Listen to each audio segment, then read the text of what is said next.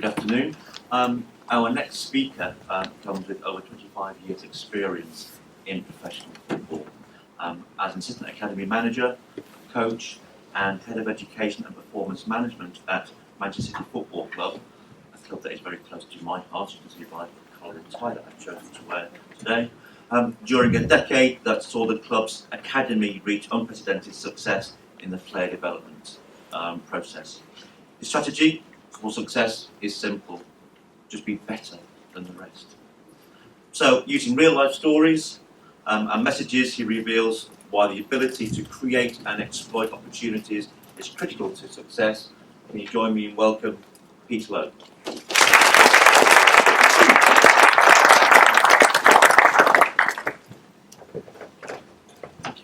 I was going to say good morning, but that would be the first mistake. Good afternoon, and many thanks for the invite. I've got one confession to make, if you like, as an ex-football coach. I'm clearly in a room of clever people. I'm following one very clever person. So I have to tell you, it's taken me a while to understand that a laptop doesn't bounce. I don't hold the football anymore, so it's taken me quite a while. But I'm getting there, slowly but surely. Okay, I worked very simply in a profession that is about win or lose. It's as simple as that. There was no grey areas, there's nothing right in between, so all this 50 shades of grey, there just wasn't any. You either won or you lost. And the more you lost, the bigger the problem you had. The more that you won, the greater hero you were. And everybody started explaining to you and saying that you were an expert. Well, I'll be honest with you, I've never met an expert in my life yet. Excuse me. I really haven't. I've never met an expert yet. I always think there is a ton more to learn. And I've stood there at the back just making note after note after note, because some of the things that you said just resonated with me so much it was untrue. Change, making a process to change, etc. I went to Manchester City in the year 2000, July. I'm going to admit, before I actually start and get into the meat of this stuff, that I have been the luckiest person on this planet. There's no question about that. I have met people, I have done things that I would possibly never ever have seen. I'm grateful for all those opportunities. But being grateful doesn't create the next opportunity. It just makes you thankful. You have to learn to put the word thankful in its place. So we're going to deal with a couple of things. We're going to look at this process of why, if you like, change, I apologise, change is absolutely critical and how we produce that. And then we're going to look at what we did. Right? I'm going to tell you what we did, plain and simple. And I'm going to try and chuck stories in for you there, which are true stories. I might not give you a couple of names to them because I don't kiss and tell. I don't like that. But they are genuinely true stories. Okay. When I went there in the year 2000, this is quite genuine, Manchester City, I shouldn't say it, so I'm going to say it. I made my mind up before I came in. Don't heck with it, I am going to. Okay. It purported to be a big football club. Okay. The only thing big about it was the fact that he had 36,000 work through the turnstiles every single 2 weeks. Hadn't won anything for 40 years. Hadn't produced its own player for, 15, 20 years or whatever that might be. Okay. And yet, here is a place of performance, supposed excellence. I made the decision at that time that the word excellence shouldn't exist. I also made the decision that when people started using the word elite, put it in its place and park it. Because when you reach elite, what is there left to go for? It creates a mindset you've got there. And I'm going to give you an example as we move along. It creates this dangerous mindset and you start fitting into a comfort zone called complacency. And I'm going to use a phrase for that. I call it a toxic disease. Complacency is a toxic disease. It's a frightening place to be. You're not at this end, you're not at that end, and you're smack bang in the middle. And you know when you were at school and you came home with that first school report, and for the fellas in here, particularly the fellas, because it was always naughty boys, and I have to admit, I am a maverick. I'll put my hands up and say to you, I am different, I am a maverick, which is why my boss actually told me that's why he appointed me. He wanted a procrastinator, somebody who would just chuck things in the middle, take the pin out and watch the explosion go off. Plain and simple, and I did exactly that. Okay, when he came home with that school report, and it said on it, is doing satisfactorily well. Excuse me, but what the hell does that mean? I was stumped by all of that, and I thought, okay, right at the beginning of this process, we have to create something. We had 3 or 4 offices, which were porter cabins, between 2 buildings on a car park. That's when we set off.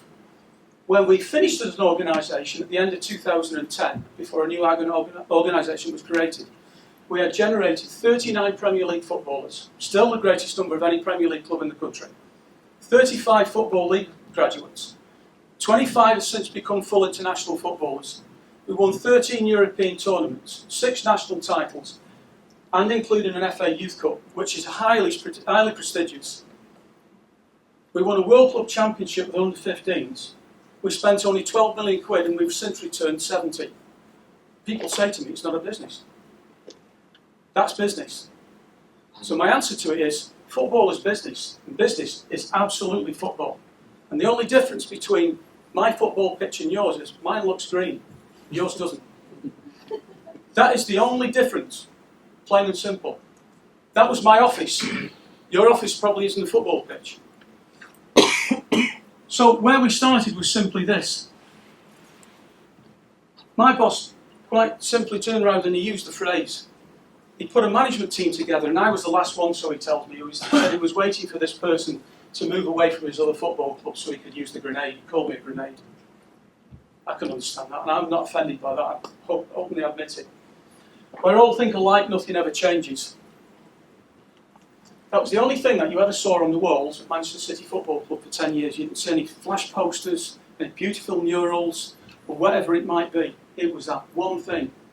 And what he wanted from his management team was for everybody to challenge each other so frighteningly, strongly in meetings, that actually we would get to a point where we would all commonly agree it was the best way forward.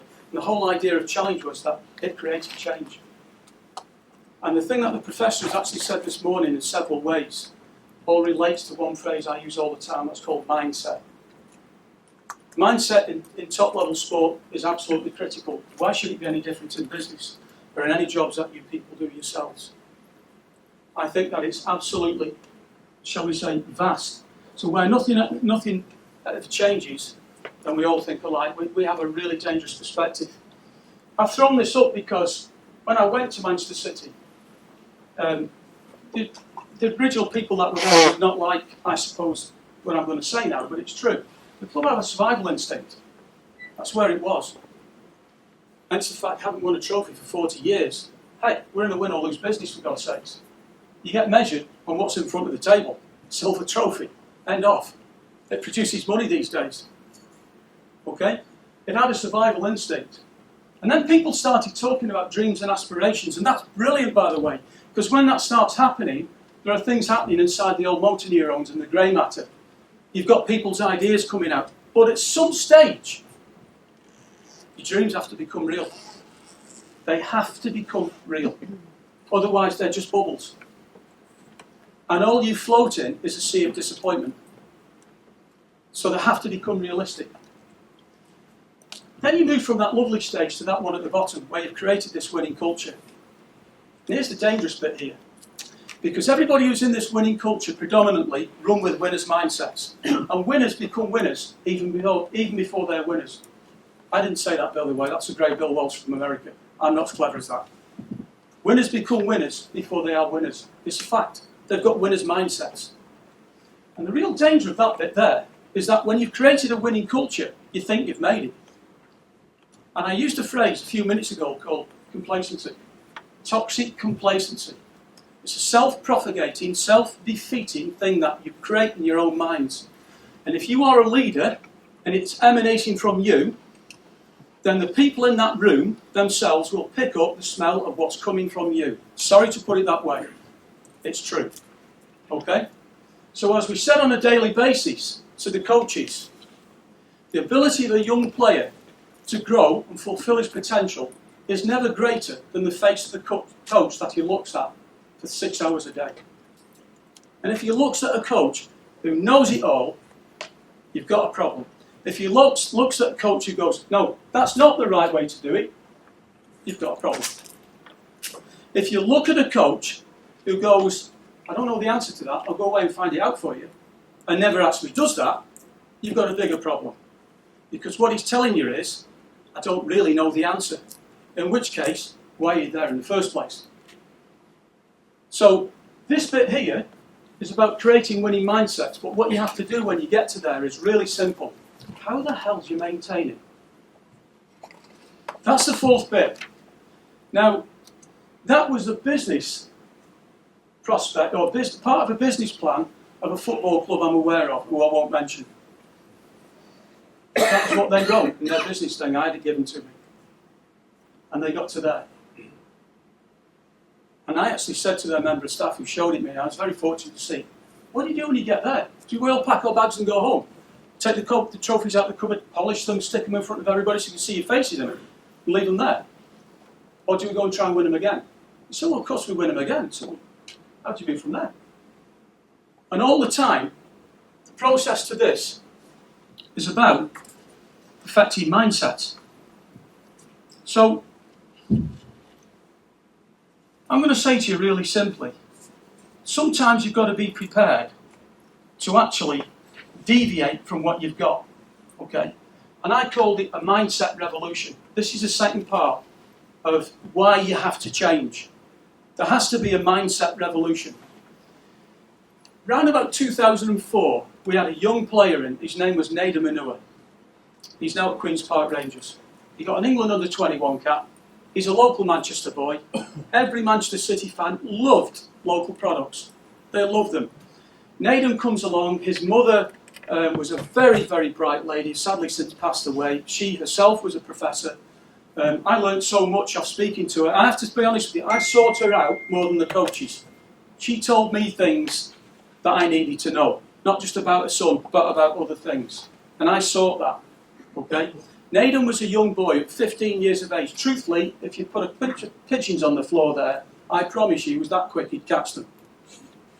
He was an unbelievable athlete.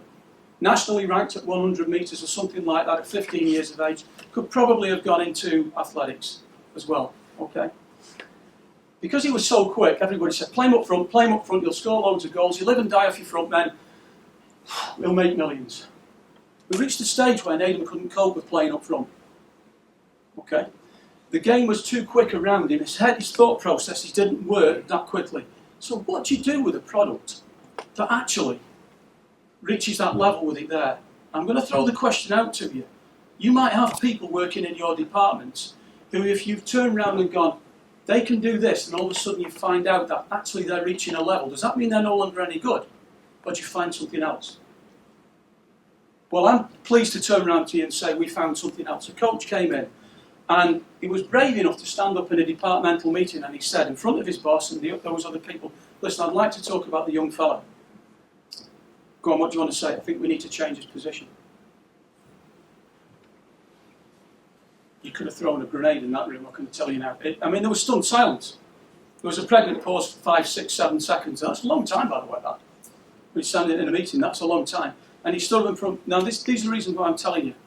Try it. Let's just try it. Because we think there's a bit of longevity in this boy, and if he doesn't make it at this football club, he'll possibly make it somewhere else. And therefore, he's creating sustainable business. So we did. We put him at centre-half. Why? Because all the play's going on in front of his face now, and he doesn't have to make these rapid decisions of left, right, in front of whatever. He can see it's in front of his face. The traffic lights are there. So he sees red, it's danger. Comes out of danger because the amber's coming on. Green for goal. Where you go, Nathan? He's 32 years of age. He's probably a multi-millionaire. He's just dropped out of the Premier League. He'll probably come back into it. He's had a wonderful career. An absolutely wonderful career. I would like to see that young coach again and shake his hand, because I thought what he did was incredibly brave. He took the establishment on and said, you have to do the following. And he gave them a reason for changing. Plain and simple. And it all comes back to this. This mindset revolution is for the following reasons. If you don't, you lose competitive edge. So I can't give it you, how may I put this, in an academic way. I'm just going to say, you lose competitive edge. And it was stated by Brian quite simply, I've got an adage. What was it? It's just be better than the rest. I don't know if that's intelligent. I really don't know if it's not intelligent. I just know that that's what we had to do, was be better than the rest. You lose competitive edge, and what you get is team members who give up because they can't see the way through the trees. And that's a problem, because if those team members are your very powerful team members, and there's always more who do a little bit more, that spreads to those that actually follow those powerful team members. They follow the mindsets of them. So you've got this self-defeating prophecy that's going on. And I've already said it to you. What it produces is a toxic disease called complacency. It's a frightening place to be. Because what you now get is a fear of failure. You also get something very, very interesting, by the way. You may have heard of it. I apologise if you had. I'm not preaching to the converted. Fear of success. This fear of success is an incredible thing, because it means that whoever sat in this room now is deemed as being a very gifted person will reach a stage, at some stage, where they have to get out of their comfort zone. They have to walk away from it. And I have seen young players sit in physio rooms pretending to be injured because they're frightened of stepping out on the training ground, because that next bit really hurts the head. Not the body. They can run all day, these lads. It hurts the head. Why? Because the next stage is to walk down a tunnel, and you reach the end of the tunnel and you get hit by a cacophony of noise, 50,000, and there ain't no hiding place. It's as simple as that. And that fear of success is a very dangerous place to be. And I think if I give you one thing here, look for, beware of, don't do it yourselves, look for comfort zone dwellers. That's what I used to call them. Comfort zone dwellers want it to stay as it is. It's never going to stay as it is. Change is all around you, whether you like it or not. And it will happen. And it either happens the easy way, or it absolutely happens the hard way. Those are the two reasons why we have to change. And the last bit I'm going to say to that is that the bit about maintaining that winning culture, that's where the greatest degree of change has to occur. Absolutely occur in there. Not in this first bit, in survival stuff, because truthfully, when I went to City in 2000 and this management team had been put together, we had nothing. How on earth can you fail? You just can't. If you're half a bright cookie, and you don't need to be much more than that, they're going to throw things at you because they think, they ain't bad, these lot. And after 18 months, when Sean Wright-Phillips hits the first team, and 3 years later the club's selling for 21 million, having never paid a penny for him, people are going, they ain't bad. So you actually can't fail. This is the biggest place of failure. Just there. Because you have to find a way of maintaining it. Otherwise, where you end up is the first bit again. That's what it gives you. Survival instinct, your loss of competitive edge, and basically opposition overtake you. Okay. If I said to you, what would you do with a glue that doesn't stick? What would you say? Throw it away? Yeah? I first actually thought that. This is how organised I am. I forgot to bring them in today. Scientist goes into a lab and he's told by his gaffers, sorry, it's a word we use in football all the time, I apologise. He's told by his gaffers to produce a really fancy glue, and you probably know the story anyway, okay? But the glue doesn't stick, it doesn't do what it's meant to do, and in comes a leader, invention, creative, all that type of stuff, and you think, you know, what's your problem? Glue doesn't work, we spent a few quid on it. You say, well, it's not a problem, let's just try it on this. Out of a glue that doesn't stick is produced a multi-million-dollar industry called Post-it notes. That's how they started. So, I would say to you as the leaders in the group, do you have an example like glue that doesn't stick? Because everybody's got one somewhere. And there's a reason why I actually said that. It's because that's an example of resourcefulness, invention, creativity. Okay? And out of that one mind came multi-million dollars and people still buy them. Hell, I spent £2 on the things this morning and left them in the car. That's how bright I am. But I do use them every now and then, honestly. However, it's an example of resourcefulness. Ask yourself this. Is creating opportunities just about being in the right place at the right time? Is it just about resourcefulness? In my business, it wasn't. Plain and simple. Everybody loved the situation of a Nader maneuver. Everybody loved that. But you know what? Seriously, I can't think of another time at Manchester City when that actually happened. So does that mean then we throw away this word opportunity in the bottom corner and we just work like we normally work? Because for sure if that was going to happen, we would never have done what we did in terms of number of players, money made, trophies won, etc., etc. And with this adage of just be better than the rest. It just wouldn't happen. So what I'm saying to you is really simple.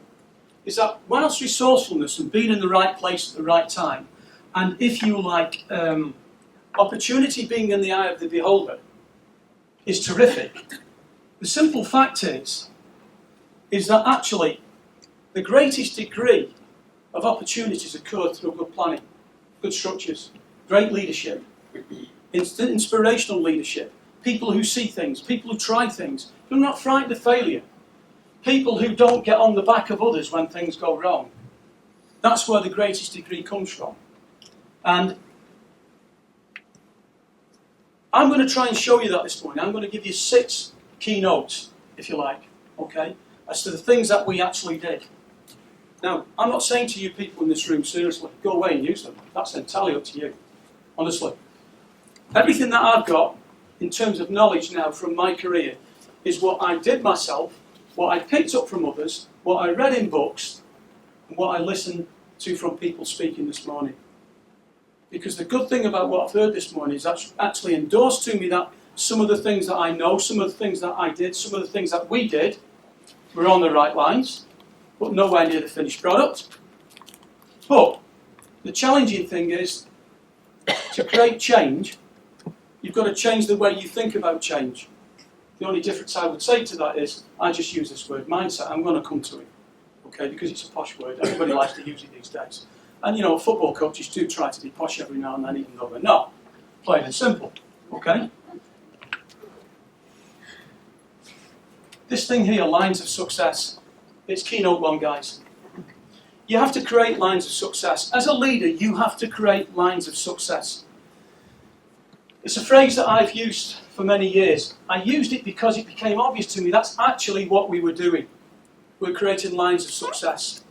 If I said to you, my boss told me, he brought me in to work with us, he said, 1, because you're a terrific coach with young players. That was really kind of him. I never thought of that, because I always believe that you have to keep improving anyway, but it was kind of him. But he said the second reason was, he said, in a nice way you throw grenades in and you make people think. I was different to the rest, and I'll openly turn around to you, and I've said it already, I'm a maverick, I'm slightly different. And I'm going to ask you now to cheer for the big ego. I've got a big ego.